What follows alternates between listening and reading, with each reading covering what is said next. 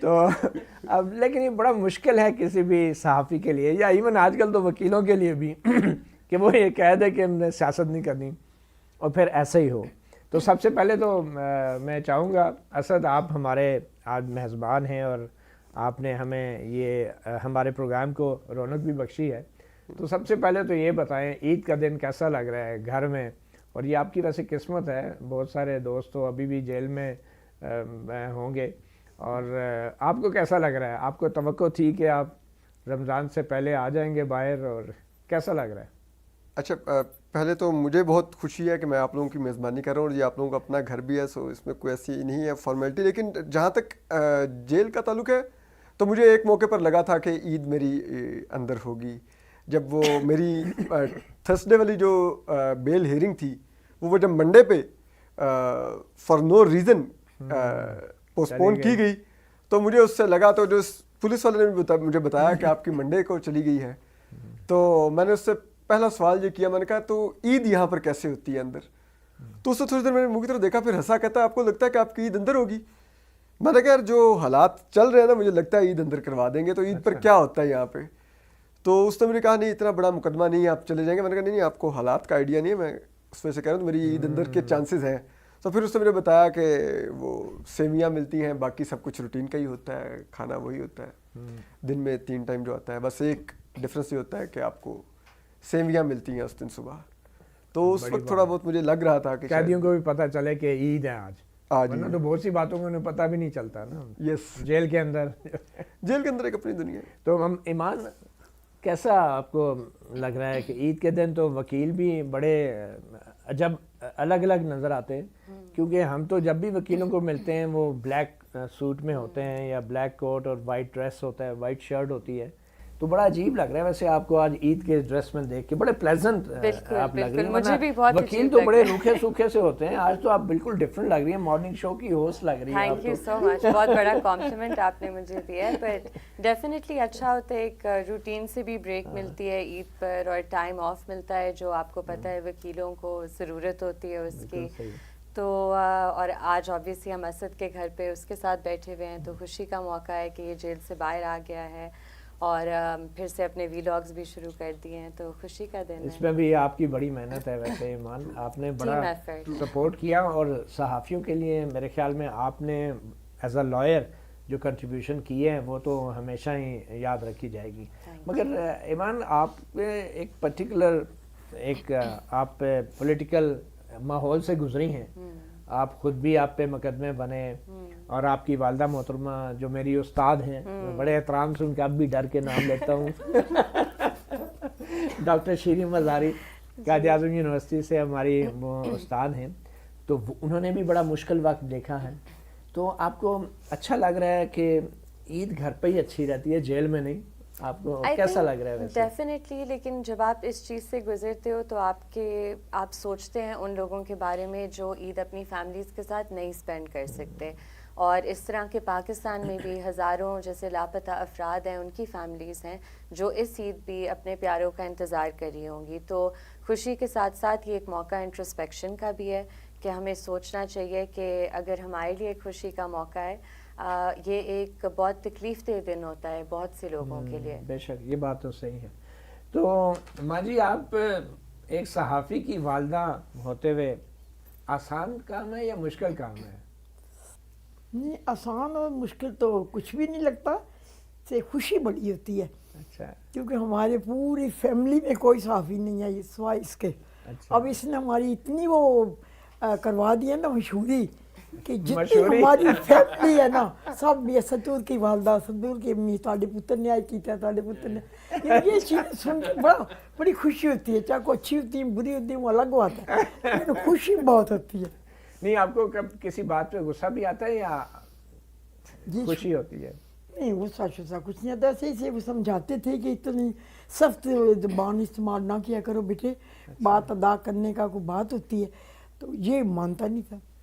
تو یہ بچپن سے ہی ایسے ہی ہے, بالکل بالکل ایسے ہی ہے, بچپن سے ہی ایسا ہے, اپنی مرضی کرتا تھا.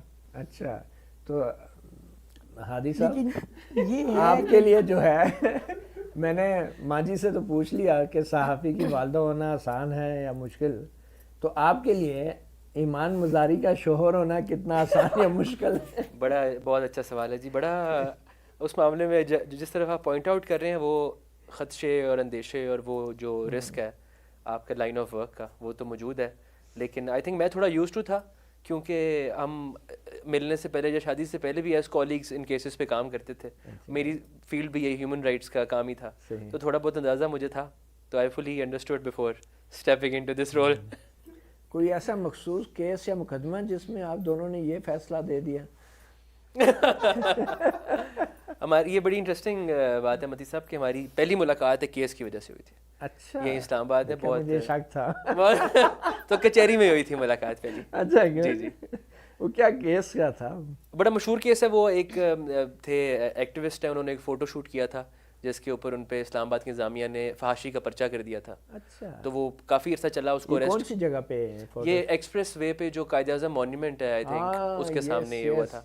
تو وہ ان کو ہم ڈیفینڈ کر رہے تھے, تو ہم ملتان سے آتے تھے, تو وہ سارے ہم خیال وکلا جو ہیں وہ اس میں جوائن کرے. تو ایمان اس وقت ہی بڑا نام تھی, تو انہوں نے بھی اس ٹیم کو جوائن کیا اور ہم نے وہ فائٹ کیا کچہری سے.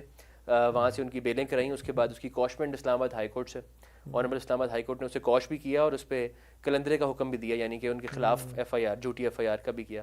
تو ہماری ملاقات اس وجہ سے ہوئی تھی. تو ماں جی, اسد نور کی ملاقات ابھی تک کیوں نہیں ہوئی؟ کسی سٹوری میں ان کے تو مقدمے نے اکٹھا کر دیا, تو اسد نور آپ کو کوئی ایسی سٹوری نہیں ملی جو آپ کو بھی کوئی کسی سے ملا دے؟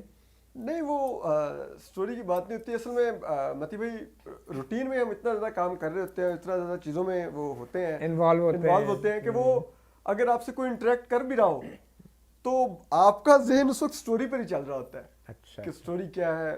تو وہ مطلب آپ کا ذہن ایک خاص سٹوری پہ چل رہا ہوتا ہے, کسی اور سٹوری پہ آپ کا ذہن ہاں سائڈ سٹوریز پہ نہیں چل رہا تھا. اچھا, عموماً نہیں پک کرتا. دیکھیں, یہ زندگی کا فیصلے سائڈ سٹوری تو نہیں ہوتی, یہ تو ہیڈ لائن ہوتی ہے, لیڈ سٹوری ہوتی ہے.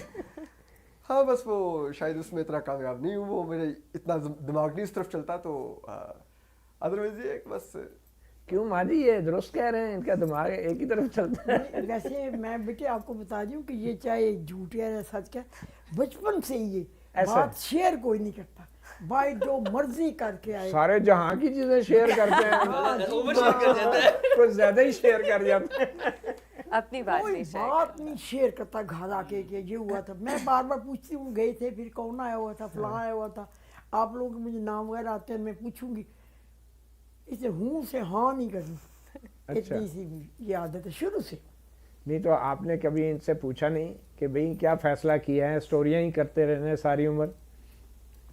ویسے ود گریٹ ایکسکیوز, اس سے بھی ایکسکیوز آپ سب سے بھی, کہ میں اس کے تقریباً ہر دوست سے واقف ہوں. یہ مجھے سارے صحافیوں سے ملایا ہوا اس نے مجھے, ماشاءاللہ ساری بہت ہی اچھی ہیں. ماما آپ کے ہر ایک کے سامنے میں یہی سوال ڈالتی ہوں, اینا کو بیاہ کرو.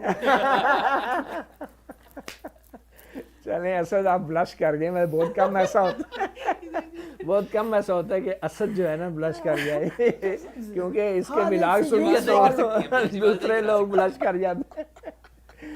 ویسے ایمان, آپ نے بڑی محنت کی ہے صحافیوں کے لیے خاص طور پہ. مجھے یاد ہے جب پاکستان بار کونسل میں ہم نے ایک جرنلسٹ ڈیفنس کمیٹی بنائی تھی, تو اس میں آپ کا بڑا رول تھا, فرنٹ فٹ پہ تھی, اور بڑا زبردست آپ نے کیسز فائٹ کیے صحافیوں کے لیے. اب وہ جرنلسٹ ڈیفنس کمیٹی تو ختم ہو گئی, مگر آپ نے اپنی وہ چیز جاری رکھی ہے. تو کوئی خاص ایسی بات ہے جو آپ سمجھتی ہیں کہ media really needs help in Pakistan, اور جرنلسٹ جو ہیں کیسے دیکھتی ہیں آپ جرنلسٹوں کو, اور کیوں سمجھتی ہیں کہ ان کو پروٹیکٹ کرنا, یہ انڈینجرڈ اسپیشیز ہیں جن کو آپ پروٹیکٹ کرنا چاہ رہی ہیں؟ آئی تھنک پاکستان میں تو اب سبھی انڈینجرڈ اسپیشیز ہو گئے ہیں, کیونکہ جب اس طرح کا جو ظلم ہوتا جا رہا ہے یا جو قدغنیں لگائی جا رہی ہیں اظہار رائے پر, وہ ایک گھٹن پیدا کر دیتی ہیں سوسائٹی میں, اور اس کی وجہ سے ظاہری سی بات ہے صحافیوں کو ٹارگیٹ اور بھی زیادہ کیا جاتا ہے, کیونکہ آپ لوگوں کے ذریعے ہمیں خبر تک رسائی حاصل ہوتی ہے, ہمیں بہت سی انفارمیشن آپ کے سوشل میڈیا اکاؤنٹ سے ملتی ہے جو آپ اپنے مین اسٹریم میڈیا چینلز پر نہیں کہہ سکتے. اور یہی آپ دیکھ رہے ہیں ایک بہت الارمنگ ابھی ٹرینڈ بھی ہو رہا ہے کہ جو نئی حکومت ہے وہ بھی سوشل میڈیا پر فوکس کر رہی ہے, سپریم کورٹ بھی سوشل میڈیا پر فوکس کر رہی ہے کہ اسے کس طرح کنٹرول کرنا ہے. تو یہ ایک بہت کنسرننگ سچویشن ہے, صرف صحافیوں کے لیے نہیں بلکہ سب کے لیے. ٹھیک ہے ہادی صاحب, آپ دونوں جب کسی بھی کیس کو لیتے ہیں تو اس کا فیصلہ کون کرتا ہے, کس کی ویٹو پاور ہوتی ہے کہ ہم نے یہ کیس لینا ہے یا نہیں لینا؟